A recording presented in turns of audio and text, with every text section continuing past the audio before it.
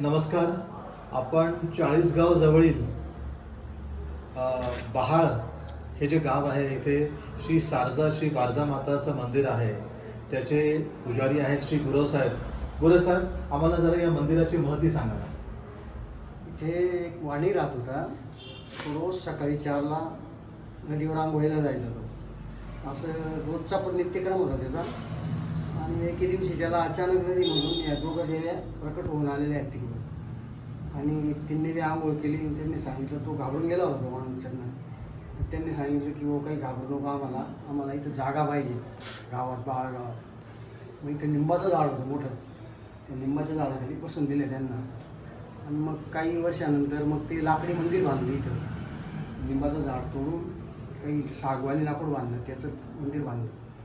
ते काही वर्षांनी अजून त्यांना काय गावातल्या लोकांना, काही भाविकांना त्याची हे लागलं की बा आपण चांगलं स्लॅबचं मंदिर बांधलं. मग त्यांनी हे नवीन मंदिर आता झाले असतील, त्याला 15-20 वर्ष झाले असतील त्याला बांधायला. असं त्यांनी मंदिर बांधलं. तर त्या माणसाने जीर्णोद्धार करून देवींना बसून दिलं. तिचं नित्यक्रम चालू आहे. मग आता ते ज्यांना देवी साक्षात्कार झाला ते आहेत का गावामध्ये? नाही, ते कसे राहतील यार? किती वर्ष होऊन गेले त्याला आता? हे किती वर्ष झाले? त्याला अगदी 150 वर्ष झाले असतील. 150 वर्ष. अच्छा, 200 वर्षापासून यांची पूजा होते. मग ह्या मूर्तींचा, या स्वयंभू मूर्ती आहेत? स्वयंभू मूर्ती आहेत त्या, स्वयंभू आलेल्या आहेत त्या या ठिकाणी का? या ठिकाणी. अच्छा. नदीमधून आले. राजस्थानच्या पुढं गाव आहे त्यांचं, ते कोणतं ते मला मी लक्षात नाही त्या गावाचं नाव. तिथून कमीत कमी 30-40 किलोमीटर येते राजस्थानपासून. बरं. तिथं त्यांचं नाव हे लालाबाई फुलाबाई नाव आहे त्या देवीचं. या देवींचं? या देवीचं. अच्छा. तिथं जर आपण गेलो तर तिला लालच वस्त्र नेसवावं लागतं. अच्छा. दुसरं वस्त्र चालत नाही. अच्छा. सगळ्या वस्तू लालच लागतं तिला. बांगड्या लाल, ते सर्व काही जे लागतं ते सर्व लाल पाहिजे. अच्छा. आणि यांचं नाव आहे लालाबाई फुलाबाई. लालाबाई फुले तिथं आहे. तिथं. तिथं शारजाबागला केलं. अच्छा. आणि ह्या मूर्तींचा पण आपण जीर्णोद्धार केला का? मग जीर्णोद्धार झालेला आहे. आता नवीन जीर्णोद्धार झाला अजून परत. त्यांना आता पहिल्यांदा कसं होतं, जो यायचा तो शेंदूर लावायचा, जो यायचा तो शेंदूर लावून पुरा ठप्प झाला. ते पहा बाहेर मूर्ती आहे ना या फोटोमध्ये, हे पहा. या अशा म्हणजे पुऱ्या शेंद्राच्या भरलेल्या आहेत त्या. मग हिचं जीर्णोद्धार करून पुण्याचा कारागीर मागितला होता. अच्छा.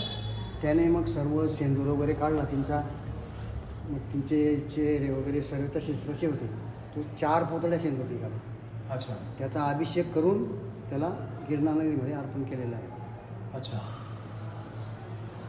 आणि हा नवीन जीर्णोद्धार कधी केला? त्याला आता मला हे मंदिर बांधलं ना, हां. त्याचं जे उद्घाटन झालं त्यानंतर त्याचं जीर्णोद्धार झाला. आणि जी महती काय या देवीची? मग तुम्ही हेच ना, मग या तिकडून आलेले आहेत किंवा इकडचे लोक तिकडे जाऊ शकणार नाही इतक्या लांब. काही गरीब लोक जे पैसे आले जातील, पण गरीब जाऊ शकणार नाही. त्यामुळे सर्व ज्या कुलदेवता आहे ना, सर्व तिकडूनच आले आहे राजस्थानमधून.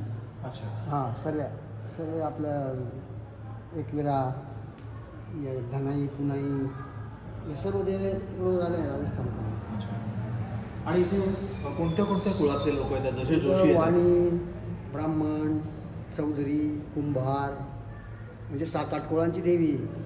अच्छा. हां, वाणी जास्त आहेत बा. आणि तुमचे जोशी, हो, काही मोरे कुळे म्हणून आहे कुंभार लोक, ते येतात. चौधरी येतात. अच्छा. मोरे कुळांचे. इथे विदेशात नाही कोणी येतं? विदेशामधून? विदेशामध्ये इकडचे गेलेलेच इकडे येतात ना. ज्यांची कुलदेवता आहे ते तिकडे गेलेले ना, तेच येतात इथे. मग अहमदाबाद, गुजरात, इकडं MP, असे लांबचे लोक येतात मग इथे. अच्छा. आणि याचा उत्सव कधी असतो किंवा यात्रा कधी असते? यात्रा चैत्र पौर्णिमा. चैत्र पौर्णिमा. 14 आणि पौर्णिमा 2 दिवस फक्त वाणी लोक येतात. अच्छा.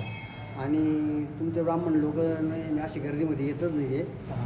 ते नवरात्र संपल्यानंतर किंवा चैत्र पौर्णिमा झाल्यानंतरच येतात ते. अच्छा. आणि कुंभार लोक जे मोरे, ते अष्टमीला येतात, अष्टमी नवमीला.